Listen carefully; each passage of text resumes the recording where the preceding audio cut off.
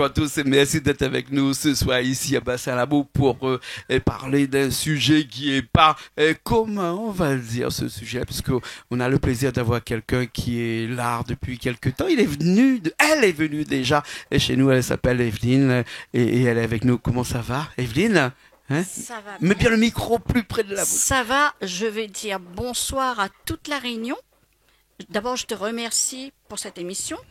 Je voudrais remercier Canal Austral qui me permet de dire bonsoir toute ma famille, mes amis et ma clientèle, parce que je suis aussi la voyante.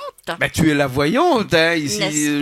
Ce soir, si tu es là, alors, c'est parce que tu es voyante aussi. Je voudrais saluer la famille Belon. Ils m'ont soutenu par téléphone lorsque mon fils est décédé à Tahiti. Mets bien le micro plus près, oui. Oui, et puis Ruth et Landry, que je n'ai pas pris leur numéro de téléphone, mais ils peuvent me contacter s'ils veulent. Et puis aussi, je souhaite à toute ma famille, mes amis, ma clientèle, le meilleur, malgré la guerre. Voilà, ta clientèle. Alors, cette clientèle-là, puisque on sait que tu es de passage, là, ici à l'île de la Réunion, tu repars cette semaine. Tu habites un petit peu à Paris, en France? En fait, j'habite en Vendée. En Vendée, pardon, oui. Dans la végétation. Et puis, je me partage entre la Polynésie et la métropole. Et bien entendu, j'oublie pas la Réunion. De temps en temps, quand je peux, je cours. Parce que quand on est en France, c'est plus facile de passer de l'autre côté pour aller à la Polynésie que passer par la Réunion. C'est plus long. Ça, c'est sûr. C'est plus long, c'est plus fatigant. Et puis, c'est quand même mon île natale, ma famille, le besoin de se ressourcer. Évidemment, depuis la mort de mon fils Roger, la saveur de la vie n'est plus comme avant. Mais c'est un ange qui m'accompagne partout.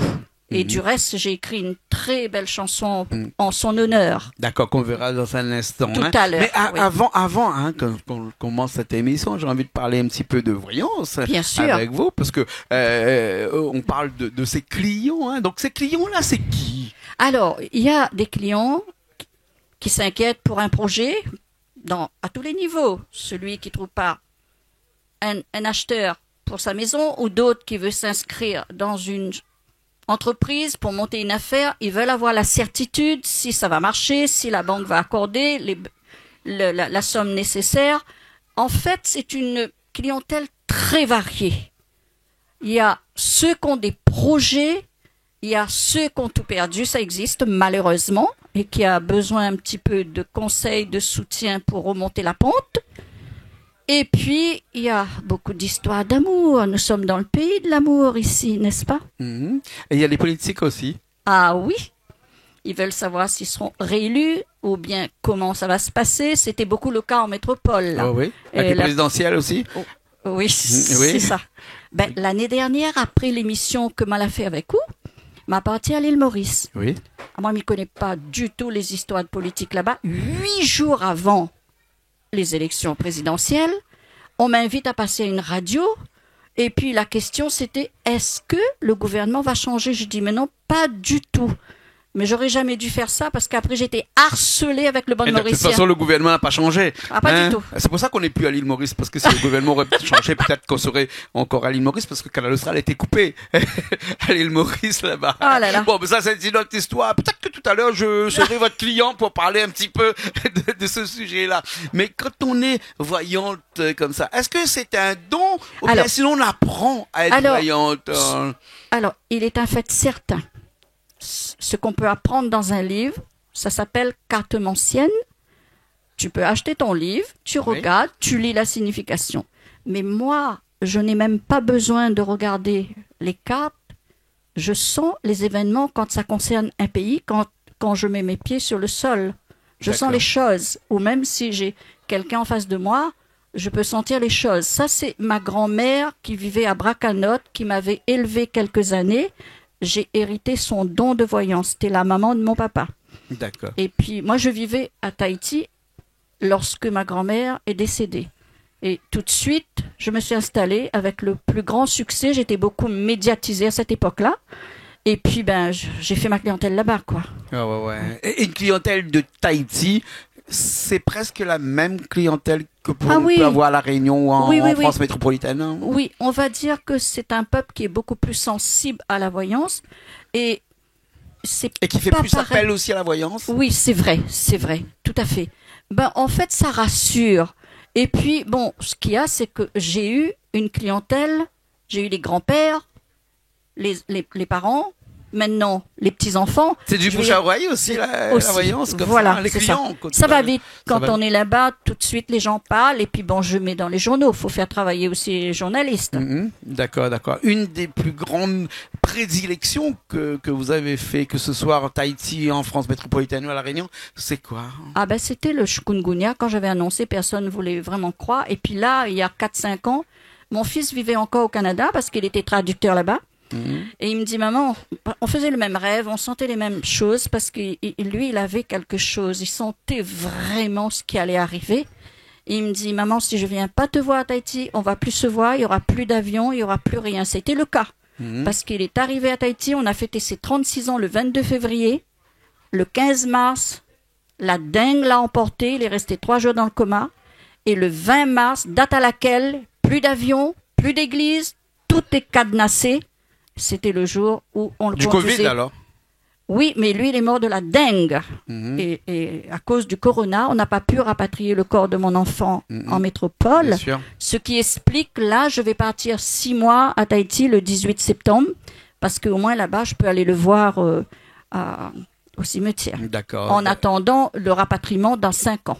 D'accord. Alors, si on reste toujours à la voyance, parce que vous avez écrit une chanson aussi qu'on verra tout à l'heure à la fin de l'émission. Très bien, très bien. Mais si on reste quand même dans la voyance, est-ce qu'il y a des choses que l'on ne voit pas? Quand un client arrive et vous pose une question, il y a des choses où vous me dites rare. non, je ne peux pas. Si je vois pas, si je vois rien, c'est qu'il n'a pas d'ambition, c'est qu'il se passera rien. Et je vais pas lui inventer, vous allez gagner au loto, ou bien vous allez avoir un examen. S'il n'y a pas, il n'y a pas. Donc, il vient, lui, par curiosité. Tout le monde parle de Madame Benoît, la voyante. Il a envie un petit peu faire comme tout le monde pour dire, ah ben, j'ai pu avoir une place avec Madame Benoît. Mais s'il se passe rien, s'il n'a pas de projet, moi, je vais pas aller lui inventer non plus. Et il vient avec une question? Non, il peut venir avec plusieurs questions, et puis ça peut être aussi un échec. Mais bien précis, ces questions? Alors, je peux faire une voyance pour voir tout ce qui va se passer demain jusqu'à 1 an, 2 ans. Et après, les questions précises, j'ai un jeu de tarot. Ça répond oui ou non. Est-ce que mon fils aura son examen? Ça veut dire oui ou non. Est-ce que je vendrai ma maison dans les 3 ou 4 mois? Ça va être oui ou non. Est-ce que j'arriverai à voir la mutation pour la métropole? Ça va être oui ou non. Là, c'est des questions bien précises. Prédire l'avenir, alors c'est un petit peu quelque part, parce que quelque part on peut aussi changer cet avenir-là en lui disant que vous allez pas avoir votre bac, mais par contre si vous apprenez bien là, que vous révisez. Oui. Ah tout à fait, exactement. Non mais c'est la vérité. Je peux dire, écoutez, là il y a une faiblesse. Mais est-ce que ce qui est écrit n'est pas écrit encore? On peut le changer encore? On n'empêchera pas la mort, on n'empêchera pas des gros événements parce qu'on a un chemin qui est tracé et on appelle ça son karma ou son chemin de vie. Chacun doit assumer ça. Mais après, il y a plein de petites choses qu'on peut éviter. Si je vois une grosse bagarre, il y aura des tueries, je dis, mais sortez plus la nuit ou sortez à 3-4, protégez-vous. Je vois un cyclone qui arrive, je vais dire quoi? Eh bien, écoutez, protégez les volets, mettez plus de planches, etc. Ça, c'est des choses on peut conseiller, on peut dire, faites attention. D'accord. Et c'est des choses qui peuvent changer le karma de la personne? Le karma ne change pas. Si on doit vivre tel et tel événement, bien ou mauvais, on ne pourra pas éviter ça. Est-ce qu'il y a des gens qui sont venus vous voir et puis après ce que vous leur avez dit, parce que bon ou pas bon, J'ai un livre d'or dans lequel il y a énormément de témoignages et mon livre d'or a été vérifié par un huissier de justice avec un tampon et puis avec un papier qui mentionne bien que tout ce que j'avais dit s'est avéré exact.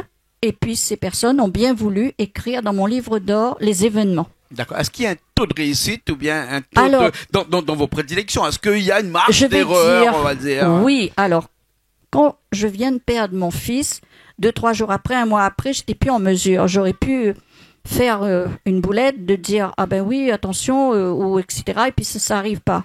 Mais lorsque tout va bien, je n'ai pas de soucis, de contrariété, parce que faire la voyance, ça demande d'être bien dans soi-même d'abord. Alors, si j'ai une contrariété importante, je ne vais pas pouvoir dire les choses correctement et là, il peut y avoir des échecs. Est-ce qu'il y a... C'est épuisant?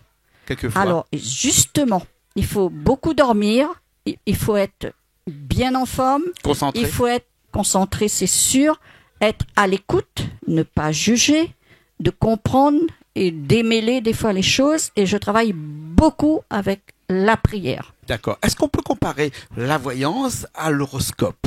Alors, l'horoscope, c'est une autre science. Alors, c'est une autre étude. Et moi, je suis plus branchée à l'astrologie chinoise, c'est-à-dire les signes chinois. Par exemple, je sais que où est né en 66, c'est cheval de feu. Où est né le 2 novembre, c'est le scorpion. Mon fils aîné est né le 2 novembre aussi. Ah bon? Ah ben oui. Ouais. Et donc, l'astrologie aide pour les dates. On peut trouver certaines dates des événements que dans la voyance, on ne précise pas. Si par exemple, la carte de la fortune qui sort souvent, je vais dire, vous êtes dans une période de chance et il faut croire à la chance, allez tout de suite, je sais pas, le taux millionnaire ou j'en sais rien, faire des affaires si vous êtes dans les affaires. Mais après, je vais dire, chacun de nous, nous avons notre période de malchance et notre période de chance. Et c'est vrai, en faisant une voyance, on peut être aidé, c'est un coup de pouce. On peut vivre sans aller voir une voyante. Ça, c'est pas une histoire obligatoire. Mais ça peut aider à ne pas louper la chance, justement. Est-ce que la chance nous fait aussi quelque part un petit peu le yo-yo, c'est-à-dire que quelquefois on est au-dessus de sa chance, alors c'est une histoire de planète. C'est une histoire de planète. Si la planète Vénus passe sur une île ou un pays, oui. Ah ben, c'est Vénus, il y aura moins de séparation, moins de divorce, moins de dégâts. Si c'est la planète Mercure, ben ça va être les affaires, ça va être beaucoup d'argent. Ça, c'est l'astrologie. Ah, oui, mais les dégâts dans notre vie ont un rapport avec les planètes. D'accord, ok. Ah oui, et puis quand on change d'endroit, on va pas avoir la même sensation dans beaucoup de domaines, parce que là, la planète, elle est plus là-bas, je suis plus là-bas, je suis ici. Tout est lié. L'astrologie et la voyance est in solidum, comme on dirait en bon latin. Hein, tout est lié. Voilà. Exactement. Voilà. On va parler un petit peu de ce qui vous a affecté un petit peu ces derniers temps, hein, malheureusement. On va parler de l'histoire de mon fils. En tant que voyante, je voyais la mort. Et en tant que maman, je refusais. C'était à l'intérieur, c'était un débat. C'était pas facile. Oui. J'ai filmé mon fils quand il dormait et la dernière danse quand il a dansé à Tahiti. Et je savais qu'il est venu mourir dans mes bras. Il le savait lui aussi. Parce qu'il a toujours dit qu'il veut pas vivre vieux, il préfère mourir jeune. Et il a dit à mes amis très proches, si je meurs ici, dis à maman, je vais rester ici. Il savait.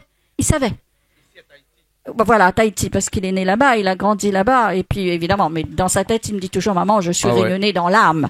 Mais bon, il a quitté le Canada. S'il n'avait pas quitté le Canada, je pense sincèrement, il y avait plus de solution pour le voir. Et puis s'il était destiné vraiment à mourir là-bas, j'ai pas de famille, j'ai pas d'amis. Alors que Tahiti, mes amis, c'est plus mes amis, c'est ma famille. Bien sûr. Ils m'ont soutenu, ils étaient là pour moi. Après la mort de mon fils, évidemment, comme tous les parents qui ont perdu un enfant, ils vont comprendre. Le chagrin était là. Je suis à Tahiti. J'ai pas le droit de recevoir personne. Il n'y a plus d'avion, il n'y a plus rien là. Mais là où j'étais, dans mon bungalow, je ne pouvais pas recevoir ni famille, ni amis, ni clientèle. C'était interdit. Il y avait un vigile. C'était confiné là. Oui, mais c'est très sérieux là-bas. Oui. C'est confiné. Et comme j'étais confinée, je me suis mise à écrire beaucoup de poésie. Donc, l'une d'elles, on a choisi, je dis on, parce que le jeune homme qui joue le piano, c'est un professionnel. J'étais dans un studio professionnel et j'ai pu enregistrer les paroles. Je les ai écrites toute seule dans ma solitude et pendant le confinement. D'accord. On va finir l'émission là sur cette chanson là. Hein. D'accord. Et donc bon, c'est pas un clip, mais on t'a vu un petit peu partout ici. On a mis quelques images à l'arrière et tout ça. Et on va écouter tout de suite cette chanson là. Mais pour finir cette émission là, qu'est-ce qu'on peut dire à toutes ces personnes qui sont dans le besoin, qui ont envie de connaître un petit peu ce qui va se passer, et qui ont envie de prendre contact avec vous quand même. Pour mes compatriotes, je fais un tarif, n'est-ce pas? Je suis actuellement à Saint-Denis, à l'hôtel Select. On peut me joindre sur mon portable.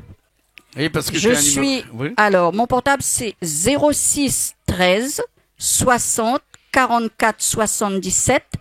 Mais dimanche, lundi, mardi, je vais m'absenter de la Réunion. J'ai un enfant à l'île Maurice, je vais aller lui rendre visite. Je reviens, après je pars en métropole le 28 de ce mois. D'accord. Donc c'est pour que les gens ne m'appellent pas quand Bien je sûr. vais partir. Bien sûr. Mais je suis à l'hôtel Selex, la rue des Lataniers à Saint-Denis. Voilà, on connaît bien l'hôtel Select ici. Hein, en tout cas, merci beaucoup.